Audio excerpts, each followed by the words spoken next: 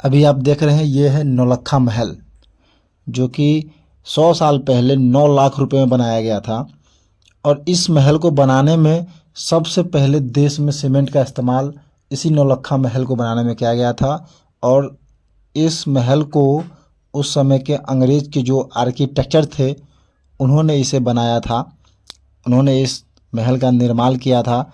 उन आर्किटेक्चर का नाम था M.A. कोरनी, जिन्होंने इसको बनाया था। महाराज रामेश्वर सिंह ने इसका निर्माण अपने लिए किया था। राजनगर कैंपस में इसका निर्माण करवाया था। वहाँ पर रहते थे वो। और उनके भाई, बड़े भाई महाराज लक्ष्मीश्वर सिंह के निधन के बाद वे दरभंगा चले गए। उन्होंने अपनी राजधानी को दरभंगा हस्तांतरण कर लिया, वहाँ निर्माण कर लिया, जिसके बाद मधुबनी राजनगर की के रख रखाव पे विशेष कोई ध्यान नहीं दिया गया। और ये धीरे धीरे खंडहर में तब्दील होना चालू हो गया, जिसमें सबसे बड़ी भूमिका आपको 1934 में आए भूकंप ने निभाई। 1934 के भूकंप में बहुत सारे महल ढह गए, खंडहर बन गए, मंदिरें गिर गई, बहुत सारे प्रतिमाएं गिर गई।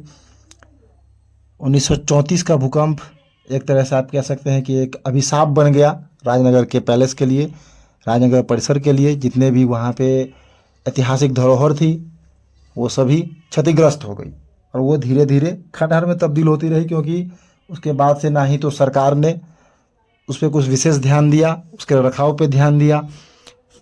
धीरे धीरे वो सभी खंडहर में तब्दील होते गए, जो आज के समय में उसके कुछ अवशेष ही देखने को मिलते हैं।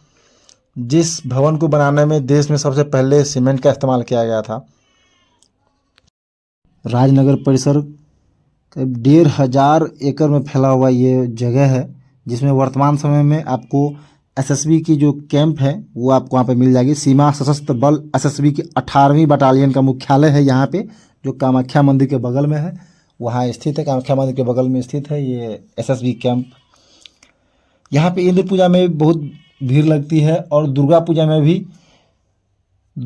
में भी शारदीय नवरात्र में जो दुर्गा पूजा होता है आश्विन मास में जो होता है, उसमें यहाँ पे ये सामने आपको दुर्गा मंदिर दिख रहा होगा, उस मंदिर में पूजा होती है, तो उस समय भी यहाँ पे भीड़ लगती है। और भी किसी नया साल हो गया या फिर किसी भी दिनों पे यहाँ पे भीड़ लगती रहती है। और कुछ लोग जो राजनगर आते हैं, वो जिनको पता है यहाँ के खूबसूरती के बारे में, यहाँ के धरोहर के बारे में, वो भी यहाँ पे देखने के लिए, घूमने के लिए आते रहते हैं।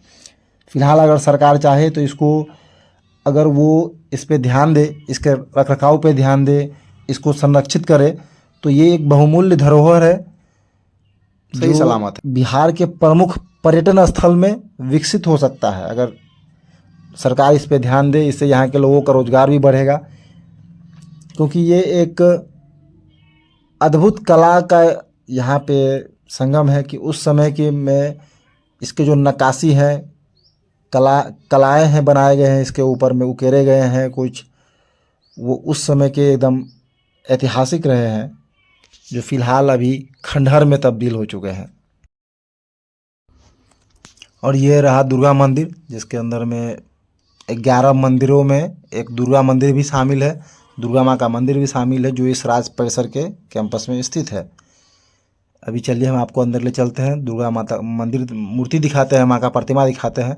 फिलहाल तो ये बहुत बड़ा ही हॉल है जिसके अंदर ये मंदिर बनाया गया था, मंदिर की स्थापना की गई थी। इसमें अभी भीड़ के कारण प्रतिमा के नज़दीक जाना मना किया गया है, आप नज़दीक नहीं जा सकते। फिर भी आपको मैं यहाँ से दिखाता हूँ, आप दर्शन कीजिए, माँ दुर्गा का आशीर्वाद लीजिए।